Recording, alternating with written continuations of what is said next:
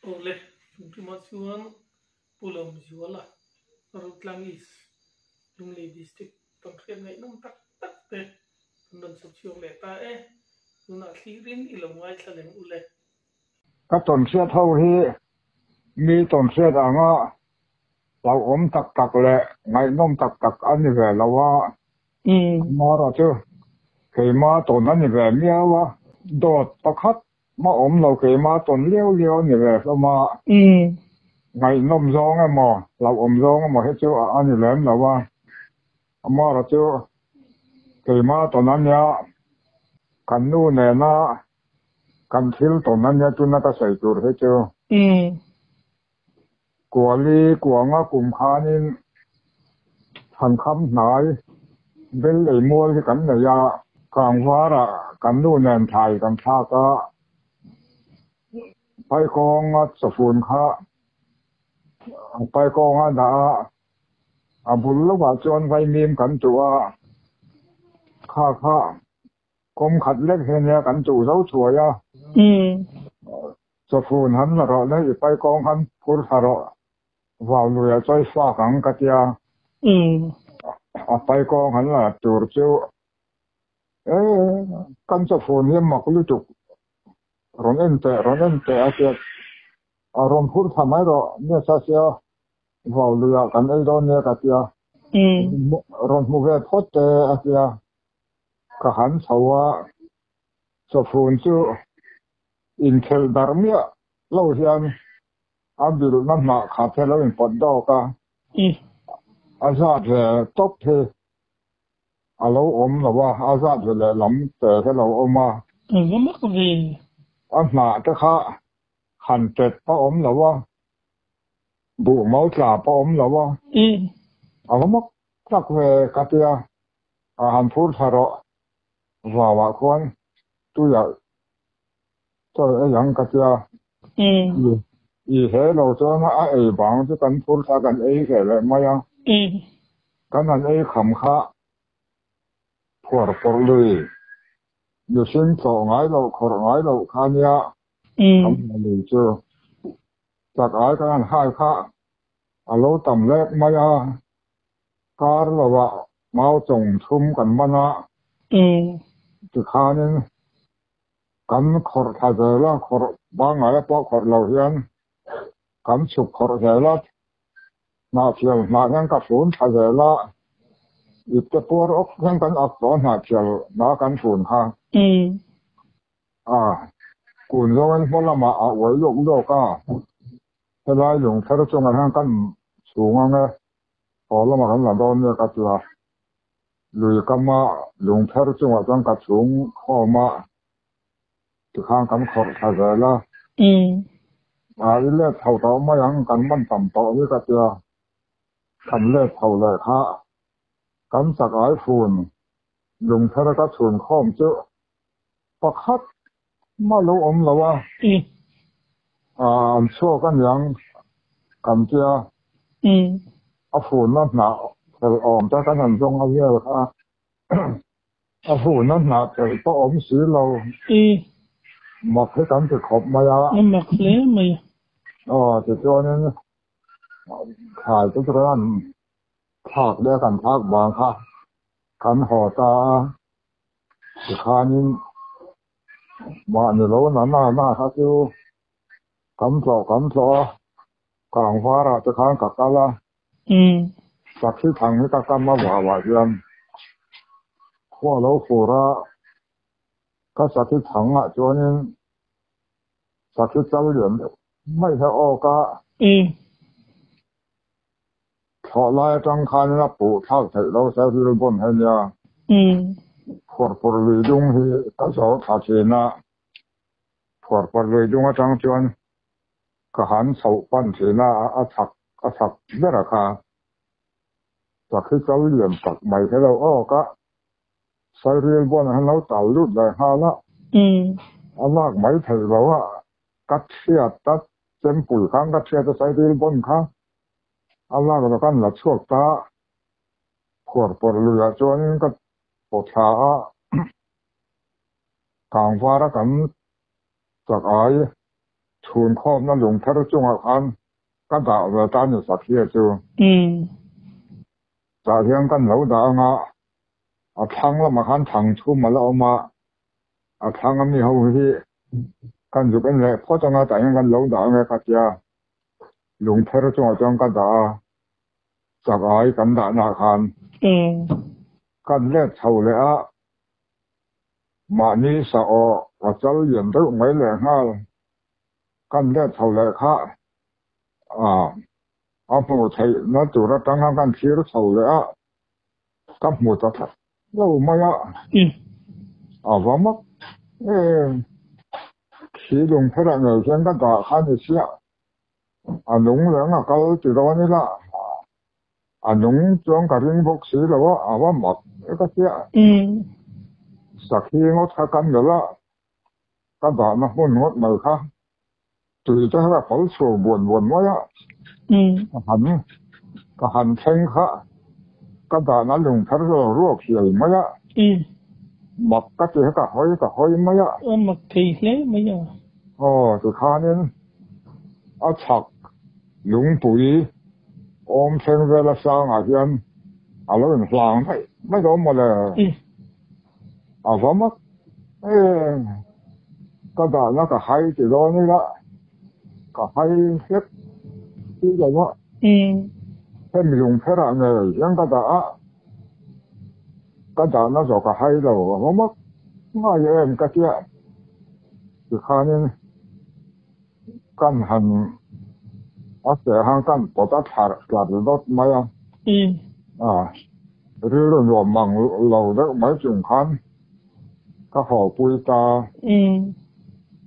สุดท้ายนี้ขั้วเราฟ้าฟังเข้าใจละบุเส้นเราหุ่นโดนะบุเส้นหุ่นเจ็ดต่อสิลายก็เงินถ้าเราบอกจนสั่งให้สองจุดเรียนกันเรามองปวดปลือกำเราบอกเข้ากงอาคารนี้กำมวยกันมองอาคารสายมีกลากชัวระเห็นที่ตรัสหรือยังกระเทเดอร์ตัวเรื่องอาคารไปก็ขัดเห็นหายพูดบ่มไม่ว่าอาคารหลุดไปเราบอกเข้ากงอาคารขันหลังรู้เนี่ยมั่งสิป้อกันสิพอต่อเราบุษเส้นละกันเจอกันแค่กันเนี่ยก็มั่งก็ฉุไฟตั้งใจหมดเลยก็เจ้าพามาตั้งจังกันเด็ดพอตะก็ตาปวดเลยจะอยู่แทงช่วยไม่ปวดจุ๋ยตาอะไรต่างๆลูกม้าแกหูได้เรื่องเท่านั้นยังลูกม้าเองมากับหมูสีเราเปลี่ยนได้อาคารบัวสังทัลก่อนให้เอามาอาคารทามันสักข้อมาทามันสักข้อหน้าอาคารนี้ว่าเอามังอาคาร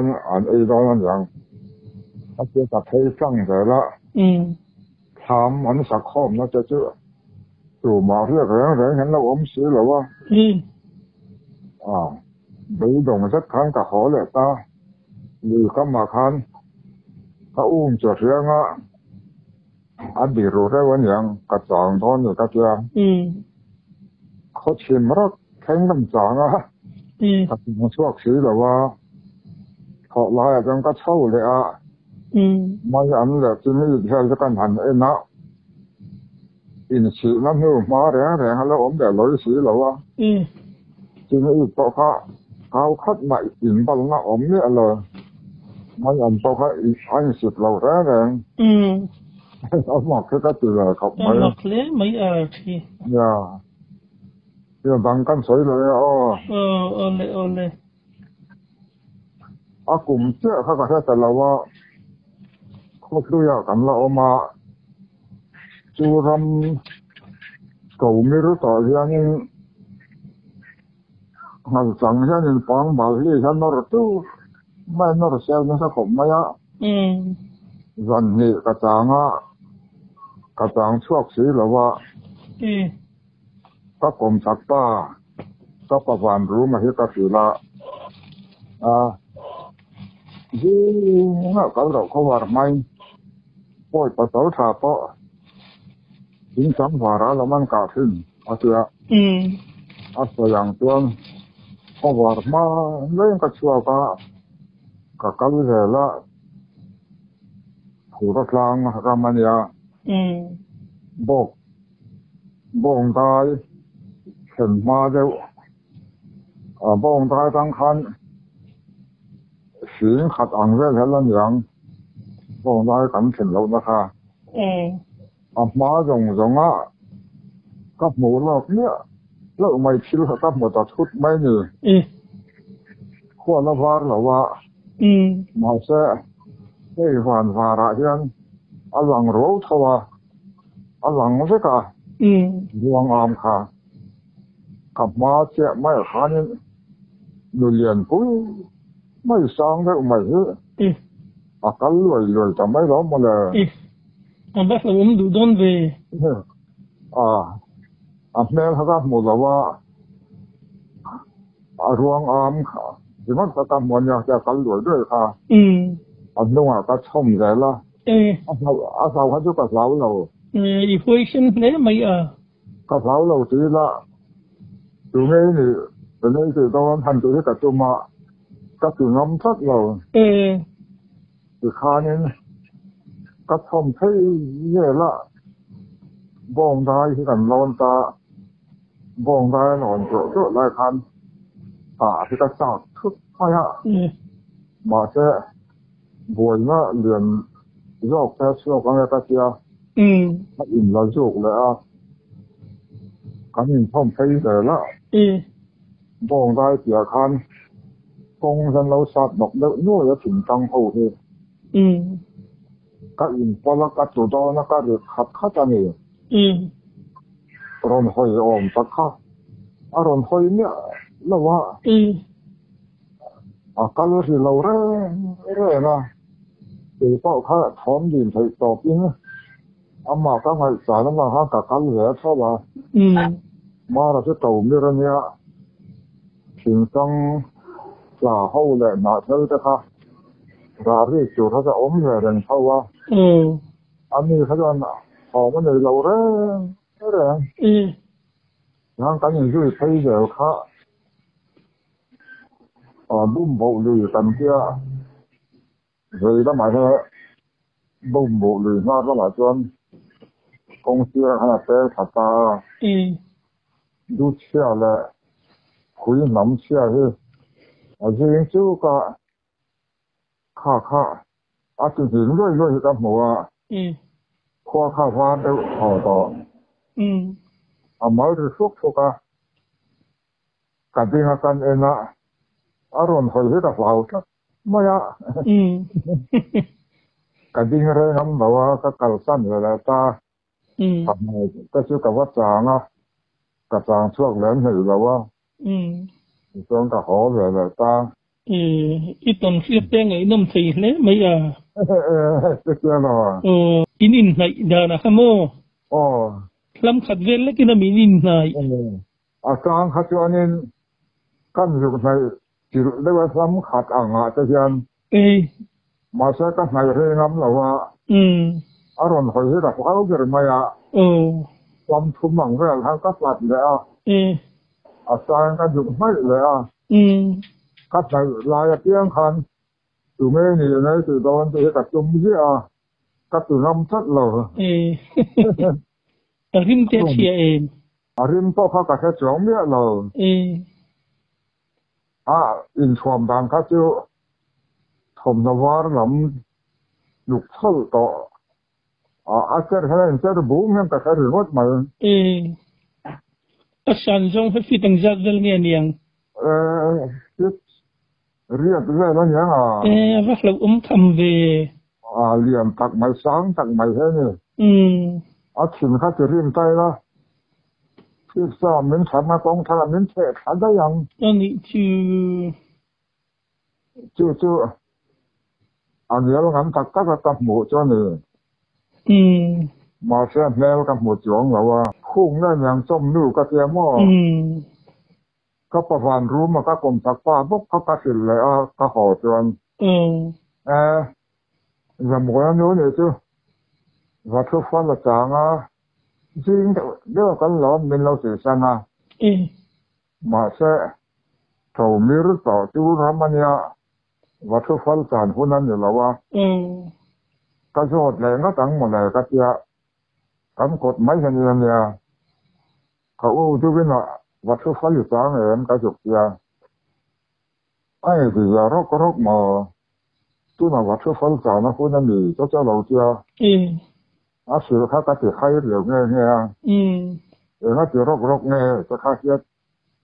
các thì mấy tôi các thì sẵn tàu mấy rồi ha là ít tuần phía tây ngày nó mình hàng phil gel rồi ngày nó mày anh tôi nói các xây chỗ hết chứ cả lâu hoa phải bảo vệ cậu mà cùng hi sớm riết bạc hạt cùng anh ya thái sẽ bỏ đi thật nhiều lắm anh cái là tiếng học mấy anh ấy cho cả sẽ là wa riết hạt cùng khan for cái này ya in plan thì khó suy ya cái nào mà tấm cho cái họ thà ra nhân sụt thà vết đó for cái này có họ bị tấm cái gì lâu hoa trên cầm riết lưu ta cầm riết lưu này khan lâu mong hi cái chân cầm bu kha sang công tàu sang ngay sang cầm xả cổ mà hiền thì khá ngắn riết lưu này lâu mong cái chục trăm xíu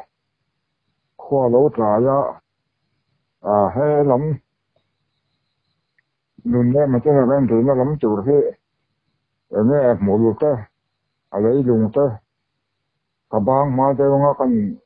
phòng thế là anh cho cho bảo lỗ chùm ra chuyện đến bàn ban cái kia cả bang mà đây là cả chính mình có rồi chứ có rồi sau ta này cái này có rồi chưa có rồi sau đấy han lang dung còn dăm bu cảnh xã khăn này còn khan chú có cho chuộc sau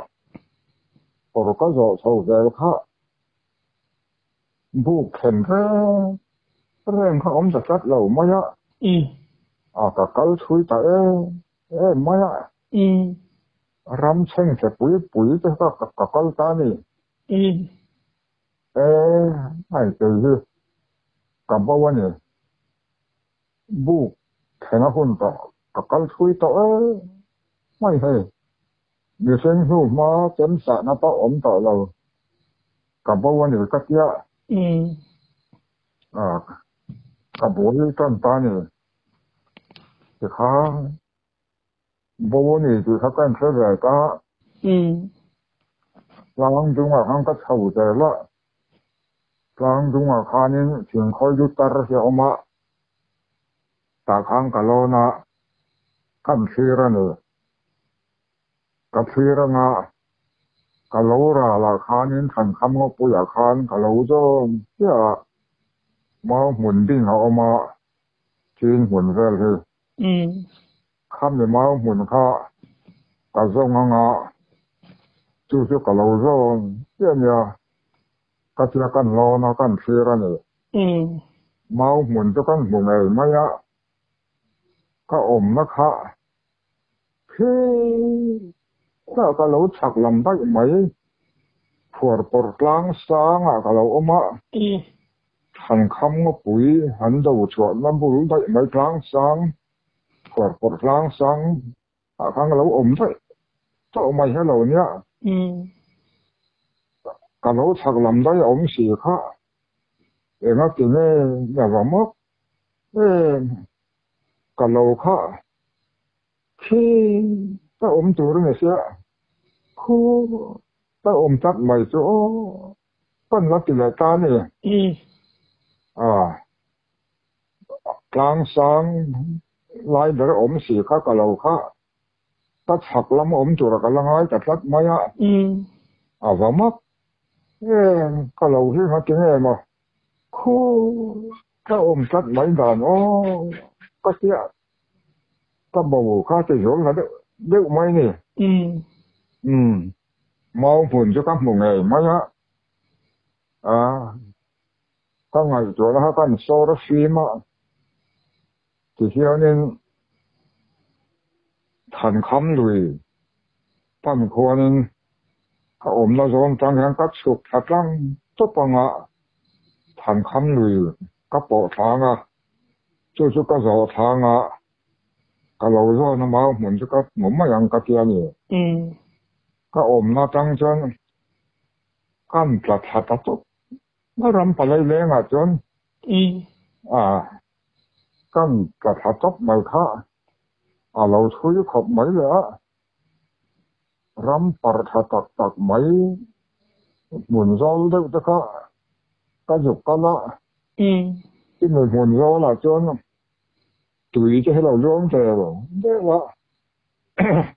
ก็ได้เปิดชกกันนี่จู่ๆกลุ่มราคานั้นเลยบ้าเขาโซ่บ้าเขาเห็นไหนกันแรงกันเมาจะสร้างอยู่หรอจะแทนไหนเรามาจู่ไล่กระฉุกมาจู่อินเราจู่เชื่อรวมเขาปังถอดลายจู่ล้วงเดินมาจากกระเทียมนี่หันเลยจู่อยู่จงเขาล้มสีเราหันใส่ร่มเลยไปละพอปลเลยจู่ทันคำเลยจู่กันอยู่แข็งตั้งไงไม่ทันคำเลยกันแข็งเขาจู่ก็บอกนะที่อาชาแต่ไม่เนี่ยทันคำเลยกันแข็งขาจุยล้วงขาอันเล็กล้วงให้ล้วงเดี๋ยวทัดไม่เนี่ยมักเลยมักที่ก็จะรู้จุกผมมักมันไม่ถึงไงมั้งจุยให้เล็กล้วงอันหลวมทัดไม่ก็เที่ยจุยล้วงกันกับข้างลุยมาร์งดเช่นเสียก็ช่วงตอนสีอันหลวมเราดันแล้วก็กับข้างดึกจวงร้อนยังกระสีเราสักเจ็ดไม่เห็นลุยดุ้งจนก็ที่จะเช็ดไม่เนี่ยก็หาช่วงเราสีแล้วว่าก็ที่เช็ดมาชักลำทั้งละมากับใบต้นตอบซึ่งอาคารตุยรับแรงมาให้กันช่วยแหลกตกช่วยนะล้วงกันนะมาร์สองหันล้วงเดี๋ยวทัดไม่เสียว่ามักก็มุมมองเหลืองก็เสียก็เป็นใจกันช่วยก็เนี่ยก็มุมมองสองอันนี้เราก็เสียก็เช่นเจ้าข้ากันเอ็นเสียงให้กระเช่นเนี่ยให้อย่างวันนี้สองก็โตมาแต่ว่าก็เช่นไงแล้วนี่ก็ติดเลยกันเถาแหลกด้วยลุยมองน้ำเนี่ยลุยฟ้าหลังก็การตอนเสียมันก็ให้ปวดทนจับมาคัวกันเน้นถิ่นนั่นต่อสีบักลุ่มดูดนไปกำมังอันเนี่ยไม่ร้ายคันที่มีทันคำลุยราลทันคำงอปุ๋ยมองหมุนก็ถือละมาคานตัดลิงปัดชุมเฮลจงบรให้กับตาเนี่ยจงบรหนัวคานดูลาโรลให้ยังกัดยามีได้หรอพวกนั้นเนี่ยมีมวยเดี๋ยวมวยแต่หาแล้วมีขอไม่จู่เราบอกเขาก็กันผู้กันตรงแรงกันเดี๋ยวจู่ผู้ปอกก็สับต่อเราเลยกัดยาก็ทำอะไรหัวยันนี่มาเสบุกก็สับต่อเราก็ติดสิวข้าทันคำเลยก็อมนั่งไงเท่าท่านก็อมเท่าเสียมักเสียจู่สิข้านี้กันบุกกันเราแล้วกันเนี่ยจู่ติดสิวข้าอันต้องนั่งหลังโป๊ะข้าปั้นกับน้าจ้างกับท่าจองเราทางกระเรื่อยต้นเซ็กไม่กันทุเรศนกไม่กระเดื่องข้าถือรับคันไอ้จีบอยเราระวังคอยพักนั่นจะเห็นอย่างจู่ลุยหอกระเสียนโยคัน กันใจเลยชุกชุกกันเลยมองน้ำเลยเลยนัดลำรองคันโว้ยนักวาดลูกเมาจัวเมาเจ็บจุ่มก็รัดเล่งท่าอินโซแกนู่รสิกระจุกหมดตานี่ชอเราตัวเริ่มใจเราน้ำลงหัวก็เลยการกันตัดกันนะโว้ยนักวาดลูกเนี่ยข้าเราเนี่ยตัวจวนก็หาร์ตานี่ก็หาร์ตาหลายกับบางอยู่นะอินทุกระตูก็จะเฉาจะค่ะก็อยู่มันเฉียมตาตาจงก็เขาเฉาตาลุยก็มาคันเถื่อกับจุ่มตัวก็เขาเฉาว่าบุกจะกันพ่อช่วยไม่อะหอบว่าหรอว่าเขียนจะเข้าขั้นกันเอาลักษณะใช่สิหรอว่ารอนจะกันเราจุ่มตัวเราเดียวมาเสียกับองค์ดันหลังเขาก็เสียดูเนี่ยเรากับโบเดียวเรามาเลยก็ถือว่าตาชื่อกับเราชื่อมาเนี่ยเราหน้าเจ้ากันเห็นก็เฉาไปเลยนั่นแหละเราบอกว่าอุบานชั่วก็เชื่อรอบหน่วยยันสักที่ทางก็กำเลยขอตอนนี้ยันก็เชื่อมาเรียอยู่นี้พอท่านนั้นยันเรื่องนี้คันจะฟ้าขมายังก็นะเป็นเรื่องว่าจะจงก็ขอสันตาขอท่านกันเรียกลุดเลยขอท่านคันถามบุรุษกับเท่าดอนะทางจุ่มพอกันอยู่เราเพราะฉะนั้นถามบุรุษกับเท่าดอนเสียรถทิ้งตัวแล้วก็จะขอพอจังตัวจวนถามบุรุษเท่าไปกับที่ละไม่อันเป็นลมเสียกัตยาทางกำนารถทิ้งตัวขอจะต้องกับกัลตาสักที่ปุ๋ยเหลือไม่มาให้เราออกหมักนักขอสักที่เก่าด่านค่ะนี่ขัดจับกันเรียนแล้วเนี่ยจูนี่ขัดจงขันอยู่ไหมเราอุ้ยมันไหมมันมักดีมือเราปูวะเนี่ยเราดุมจุกมันมือเราปูมันจ่อว่ามักมันนี่ก็เสียสัตว์นัวว่าถอดท่านให้กันแข่งเลยมาก็เลยหันอุ้ยมันจะร้องเราอุ้ยซาเห็นกันอย่างมันจะถือนะอุ้ยซางดถั่วมันเสียแล้ววะมาไม่สาวเราปุ่มหัวปุ่มไม่เสีย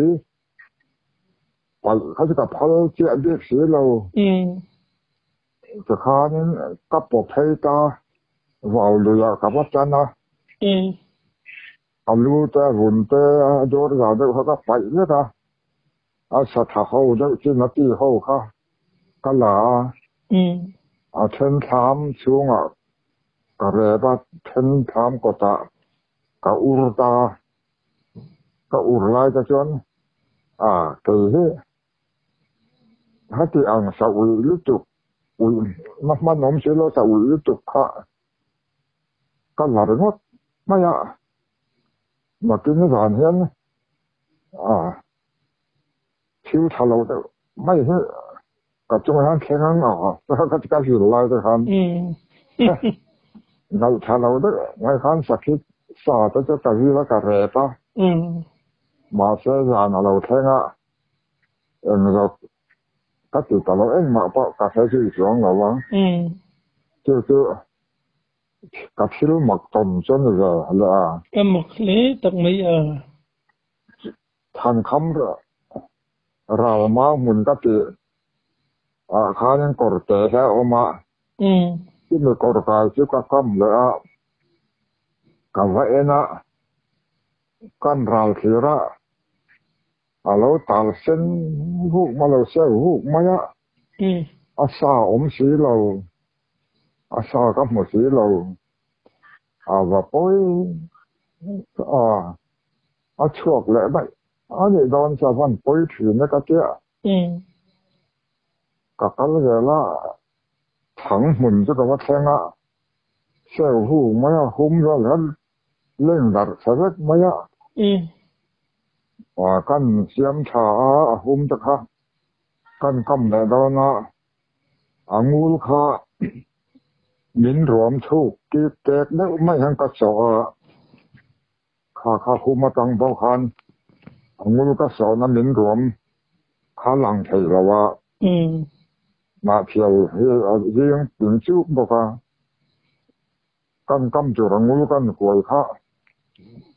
ngủ bù la khan bác sĩ bắt tôi cái lâu trở vắng thằng lại mấy bao kha và mặc gì nữa mặc cái là học mấy và mất khi nên cái chuyện tồn hết anh nói rằng bây giờ chuộc là what khi cái chuyện chuộc lắm mấy chỗ cái chuyện là okay kan nó nu mà thế em mặc cái chuyện học Allah cái khác xa cũng lâu học mấy mà sẽ là lâu phải khi cái này biết gì là what thành khám rồi cái chỗ thật hun không có cái hồn về lẽ lộn chú sẽ khi chú okay kan in nó nu thế sao em ông về thâu về tiếng khal thiên sen khá chú nu mà là lằng thâu para chú dây khát thế này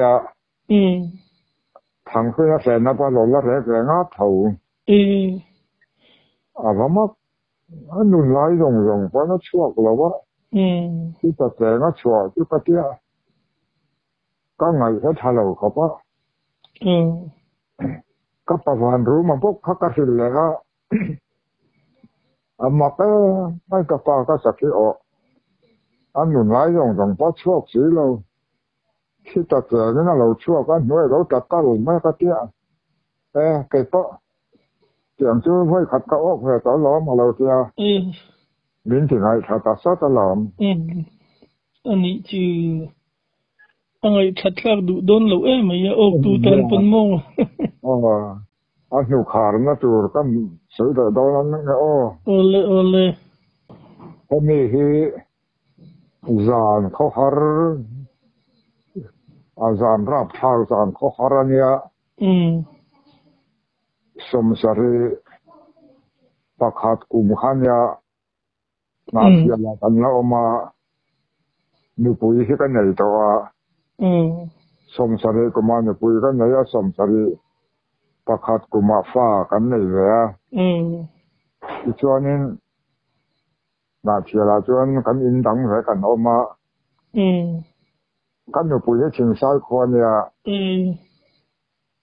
bu seng don te ta hianin tapi hianin thing sai ho ron yin he aron sa ron yin tholok pro se in mu lo na re to sia ka khwa te pa har ve nau te te pa bu ka chak to ron yin tholok pro se sia thing sai ho cho nun sila tapi min để xây nó sẽ nhiều xe cả ngay là wa dính tụt trong cần suộc ta đi cho khó dính tụt cần nữa mau cần tiếng là cuốn thuộc to cần nuôi nó mau không tụt cuốn lập bạc cả cần chết cả cần cho nhau cho nên car khát tao chứ han sam pui chỗ đến cần chua cái nữa car khát chứ chạm cần tụm mà thì hang cần hành ní cần chạm ní chum cả cái chiang là wa ní khát chứ sập mà chung rong mai khá mà đắng lắm nó cái này là wa rồi thằng her to cho nên họ đủ nó hiền người tu rồi thật chút mấy nè มีตุดแม่นชุ่มร่นตุดแล้วก็ห่อดูนะคะคำนู่ค่ะอีห้องอีเชื่อมกับห้องก็เตี้ยกับปีข้านี่ว่าหมักอยู่อะไรที่ตุดหนาหอคุณตอนนี้นี่พอคือเฮรุ่มต่อสลายการละมาชูนเองรวมได้ห่อดอนยาอาเซียถ้าเราพอกันเรื่องทำมาอย่างกันละเซียถ้าเราพอกันเรื่องระวังถ้าเราพอแทนแม่งขวาว่าหลังเราเส้นเนี่ยนี่แหละเฮาหมอกแค่น้องหมอกรู้จุกอาเซียมาเสียกับปีมิ้นอุ่ยมาพอข้ากับปุ้ยสาวเราว่าดูตัดไม่งั้นมินจุรนักเสียอินละมามาลุงคำพอกันอยู่จ้องเราก็ห่อดูนักท่านพอที่ตัดให้เราที่ข้านี่จะฝากทั้งให้เราต่อจนขอตัวกันชวกตานี่ช่อพอกันในเราหวนถั่วพอกันในเราถ้าเราภาวะเรียกันก็จะหมักขอบไม่ถึงสายกันชั่วข้าถ้าเราภาวนาอย่างการจะข้าฝัดแต่ลูแน่นอยู่กันต่องานไม่เสียกันตัวถ้าเราภาวนาถึงสายการรู้สักกันเนี่ยกันชั่วข้าหลายเสียแต่ว่ากันหันชั่วข้าถึงสายกันชั่วข้ากันยินเบตเราเรื่องมายกงจวนมาอย่างนี้เบตเราเรื่องถึงว่าไม่ยอมหมักขบมายจุ่มจุดเทกันกันไล่ตะคันกันคล้างแรงไม่ค่ากันเราอย่างไรต้นไม่ใช่เราเนี่ยจุดข้านั้นจึงเรียกกันกันเพราะที่ตัดเสียมเราเรื่องให้ตุนเอาไปจองกันนู่มีเชือกปุ้ยตู้อินมีน้ำเราสั้นตัวสองให้สมเด็จประคัดกุมพันมินโบเราสั้นนะแล้วปุ้ยอาศัยเนี่ยพอที่เสียมตะเกียมขาสานเสียมดานเลยก็ขอดท้าดานข้ามีเชือกปุ้ยตู้มีตอดปุ้ยตู้ก็หนูปุ้ยมีน้ำเราสั้นตัวนึงอาศัยเนี่ยพอที่ก็จักเราว่ามาเสียกระตู้เต้น所以咯，我给要做这些啦不，个布了，个布其实都能干就是啊，能就是是啊。也这个咯。所以炸了这边个水多呢。今水杯个水甜在内咯。ว่าเกรมดานที่เราเทียมเราจะต้องงาอย่างง่ายสาธุจะการพอง่ายทางรวมได้จุดินมังละมังรวยไม่เข้ากันเนี่ยหรือมันไม่กันเย่ละกันสัวใจตัวแน่นถ้าเราเผาเข้ากันแล้วแทงมาอ่างเริงสักไม่เนี่ยแล้วมันก็มีที่ข้านี่เรียกเจ้ากันเนี่ยเราว่าปวนชัวกันเนี่ยเราว่าจุดจงกันชัวกันเนี่ยถ้าเราเผากันแทงขาข้าอีกครั้งเดียวมาอย่างถ้าเราเผาเขาถอดมาคันที่เรียกทำมาอย่างทำจะเป็นสักคอมปูหน้าคันที่เรียกทำมาอย่างกัจจาจ่อกันเลยเราปวนชัวกันเลยเราว่ากันไม่จ่อจังเราได้นะกันเชื่อเรากันนู่นก็ยังปวนชัวกันเลยสิเราจ่อพอกันเลยสิเราพอจะดีเราก็สวยอ่างจวนกันกลั่งตัดเหลี่ยมมาตัดผูกพอกันเปลี่ยนก็กันเหลี่ยมละตัดผูกเขาเราตัดกวางหรือจุดนั้นตัดเสียตัดกวางหรือกำสายอาคารทำยังสักข้อมปูไม่ทำเรื่องปุ๋ยสร้างปุ๋ยหน่อยจริงอ่ะโอ้ไทยเช่นชอบเรื่องไทยร่มปูมาอันหวมขอบมาข้าจะเรียกตัวจังนั้นกลั่งสถานีกันไม่เป็นประจงเราเรื่อง in dem ya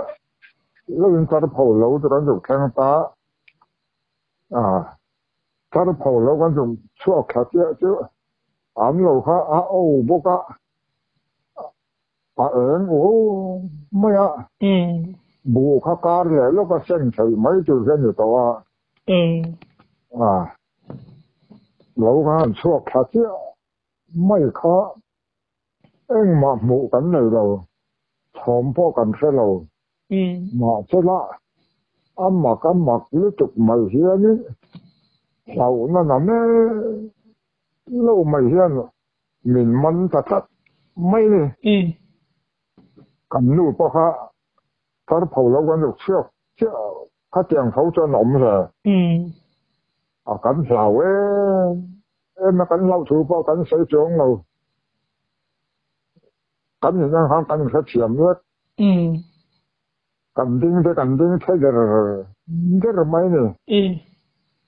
cầm sao em nó thọ máu được thành thật chứ mấy khó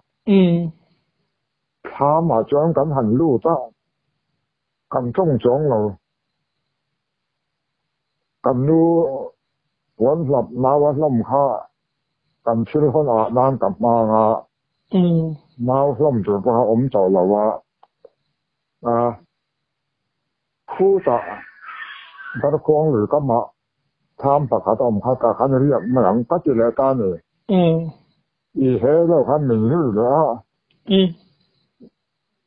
cần trăng thà là ta ý mà làm cái chuyện nó cần được khen nữa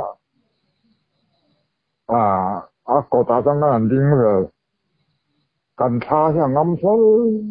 lâu mấy á cần thì ngắm vậy là vợ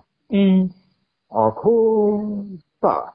lầu biên đâu mấy theo mà chuyến thật mình có chuyến lầu thôi ông chuyến thì là mấy người cả riêng khu ta tham biên lầu biên đâu mấy ở khán giả mấy ông tân từ đời ta nữa lầu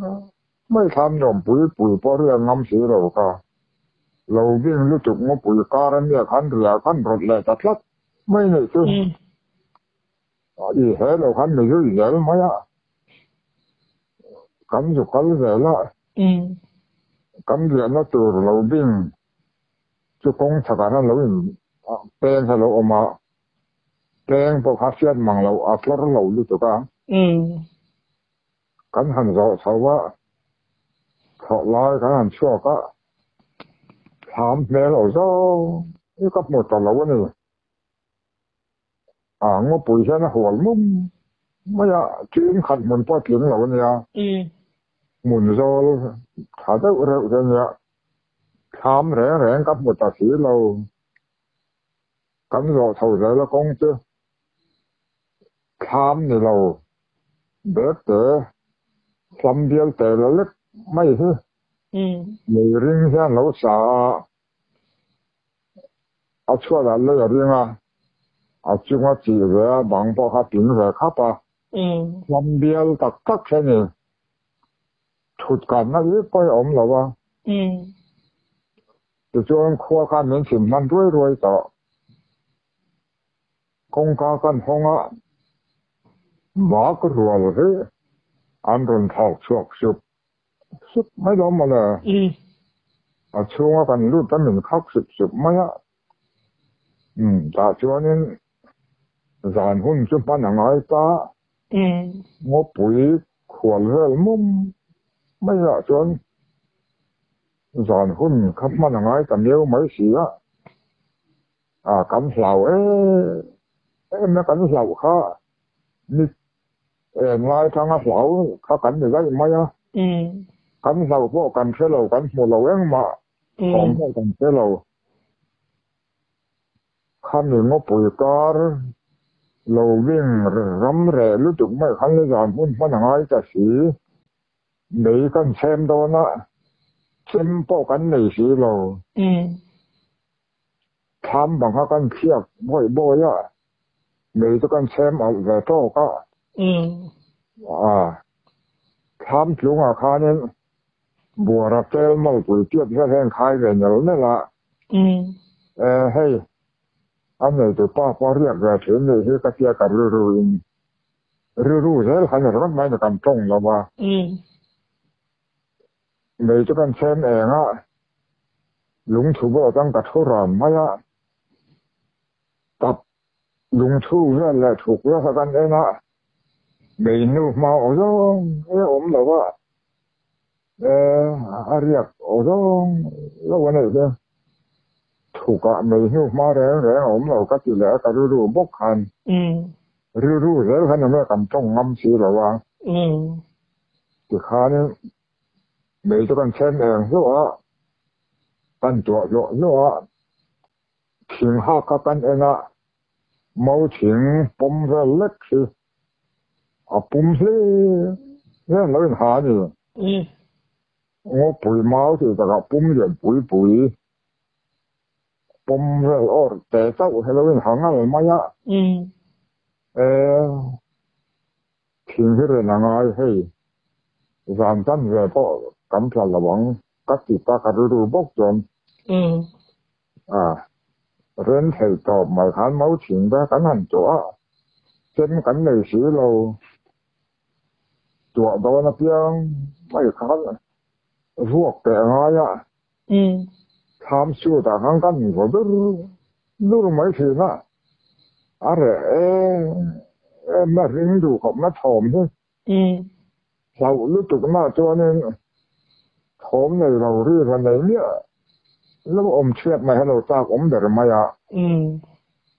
ผมในเราอมเชือกดูน่าก็หลายครั้งเมาถึงพวกแก่ง่ายเมียวไม่เสียกันเห็นแก่ดูไม่เสียว่าเสียอมริงดูไม่ที่ข้างพิมจิระลุงชูบุระกัทัวกันนูข้าพิมจิระกันสูตรบุระอดีงานาวโอยนาวโอยันเตยเรื่องนับว่าอมเราแต่รู้ตัวกันจุงจะต้องพักเล็กๆเนี่ยนาวโอที่โรงเนี่ยน่าโอยหรือลูกไม่ถึงเนี่ยนาวโอจะข้าอันนี้เลยนี่ว่างอยเนี่ยไม่สูสีทั้งหมดไม่อมหัวหน้าคันทีมจะรันดินหน้าคันดินไกลว่าสักอ่ะแต่ทีมจะรันลุงสุบลกัดถุนนะกัดถุนไกลว่าสักอ่ะไม่ถึงจะกันตัวเลยเราจะได้ไม่เนี่ยทีมจะจุกไม่ทีมไม่ไม่ทีมเราพวกก็จะจ้องเรากันนู่ขั้นตัวเองก็แค่พอจะบีบเรากันงอยอยู่เนี่ยไม่ข้าเจียงงปุยข้าจวนสับว่าไอ้หมอรันยุ่งอย่างนี้มันข้าสามจ่ออมข้าอะไรกลบไม่ถมให้ริงตัวไม่ดาเรียนเรื่องบอลเนี่ยกันเรื่องกันเล่าแต่ข้าอันจับตาเนี่ยโอ้ว่าหันเสียมตักรามาเรสือแล้วปุ๋ยกาแล้วเนี่ยสือไม่จับตาเรื่องดูเลยตัวขอรมไทยไม่หม้อจะข้าเราเรื่อยได้เยอะละจับข้านักตัวละเราในจีเสียตักมาขนาดนั้นพ่อก็ทำบางเรื่องให้โกยรวยมาอนุโอมให้ปมโจกมาเก๋ฝนวุ่นมาจับมาใส่มารามาเรสีเขาหาทากสีน้าวหันจับตาเร่งดูมาโง่หักออกก็ตีหน้าก็ไล่คันกับปะคันกับทูค่ะเมาชิงค่ะเพลองสีเหลืองพวกแก่ง่ายเยอะสีกันแฮมสีดูไม่ถึงว่าหันเสียอมนักขายด่านก็หาทางด่านค่ะเนี่ยแรกหรอกก็ไม่ที่ข้างด่านเราเรื่อยๆละ cả thầy lâu chín khá này ta nữa gặp thầy tỏ làว่าลุงใช้รู้จักไหมเฮียนี่ไอ้เฮียเพียมเลี่ยมไหมอ่ะที่ข้านี่อ๋อกันได้แล้วว่าไงอย่างเราเรื่อยๆว่า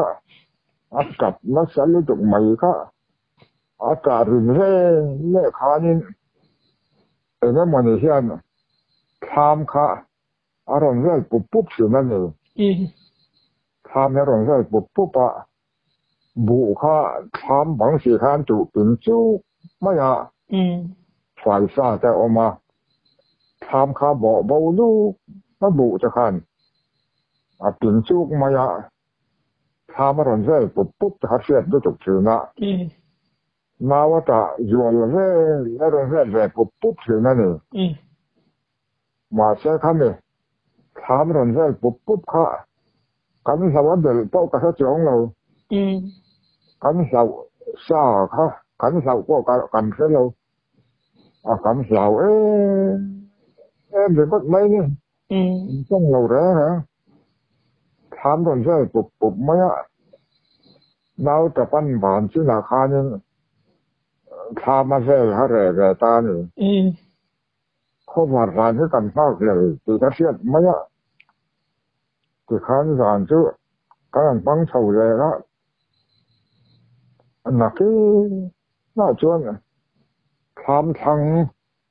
ทิ้งบุกเสวเร่รัวเฮียนกันเราไม่ละกันเราทิ้งเราเสวเร่รัวเฮียมาข้าตาข้านี่ทิ้งบุกเฮียนกุ๊กกูเจ้าหกอันคนที่ตาเนี่ย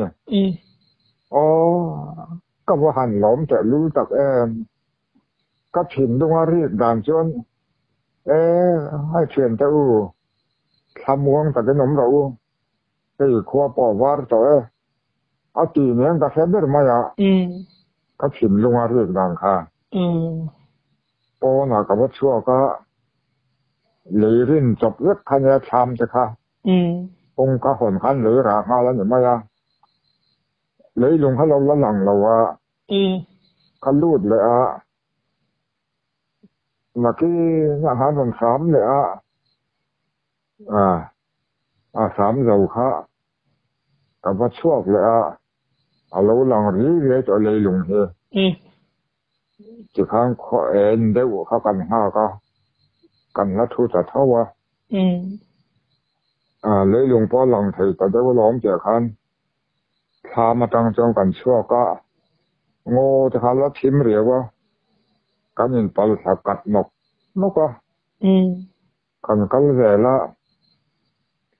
ตุยสองกันแข็งขาตุยสองเลยกันหลอกาย